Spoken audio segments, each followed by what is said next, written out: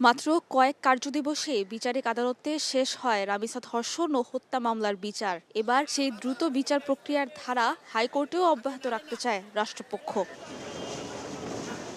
এর মধ্যে রোববার মৃত্যুদণ্ডপ্রাপ্ত আসামি সোহেল ও স্বপ্নার জেল আপিল শুনানির জন্য গ্রহণ করেন হাইকোর্ট। দ্রুত শুনানির জন্য আদেশের কপি সংশ্লিষ্ট শাখায় পাঠানোর আবেদন করেন অ্যাটর্নি জেনারেল।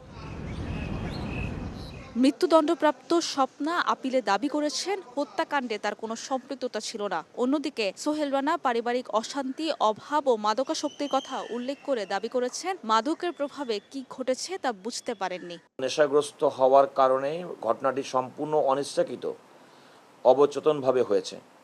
কিভাবে যে ঘটনাটি ঘটেছে আমি বুঝতে পারি নাই। আমার একটিমাত্র ছেলের পড়াশুনো খরচ ও পরিবারের ভরণ পোষণ করার মতো কেউ নাই। আমি ভুল করেছি, আমি ক্ষমা চাই। এদিকে নারী ও শিশু নির্যাতন মামলাগুলো শুনানির জন্য গঠিত হাইকোর্টের বিশেষ বেঞ্চে শিশু আসিয়া ও শিশু রামিসা হত্যা মামলার ডেথ রেফারেন্স এবং আপিল অগ্রাধিকার ভিত্তিতে শুনানির আবেদন জানান অ্যাটর্নি জেনারেল। বলেন, বিরতিহীনভাবে এসব মামলার শুনানি করতে চায় রাষ্ট্রপক্ষ। রাষ্ট্রের পক্ষ থেকে এই মামলাগুলোর শুনানি এবং নিষ্পত্তিতে আমরা কোনো রকম মুলতবি গ্রহণ করব না।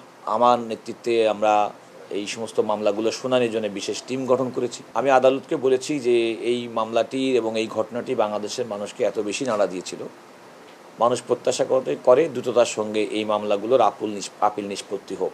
হাইকোর্টের বিশেষ বেঞ্চে রোববার আসিয়া হত্যাসহ ২০ মামলার ৪৮ ফাঁসির আসামির ডেথ রেফারেন্স শুনানির জন্য আসে কার্যতালিকায়। সাবরিনা মজুমদার, সময় সংবাদ, ঢাকা।